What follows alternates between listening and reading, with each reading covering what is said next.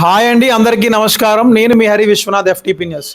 ప్రభుత్వ భూములపై ఉక్కుపాదం మోపిన రెవెన్యూ యంత్రాంగం. ఎఫ్టీపీ న్యూస్ కథనానికి స్పందించిన తహసీల్దార్ రామలక్ష్మి. వివరాల్లోకి వెళ్తే విజయనగరం జిల్లా కొత్తవలస మండలంలో వీరభద్రాపురం గ్రామ పంచాయతీ పరిధిలో 143లో 2 కాలువ సంబంధించిన ప్రభుత్వ భూమి 30 సెంట్లు ఆక్రమణకు గురైన విషయం గతంలో ఎఫ్టీపీ న్యూస్లో కథనం వేశాం. ఇదే విషయంపై స్పందించిన తహసీల్దార్ ఈరోజు వీఆర్ఓ గణేష్ చేతుల మీదుగా ప్రభుత్వ హెచ్చరిక బోర్డులు ఏర్పాటు చేసి కఠిన చర్యలు తీసుకుంటామని హెచ్చరిక జారీ చేయడం జరిగింది.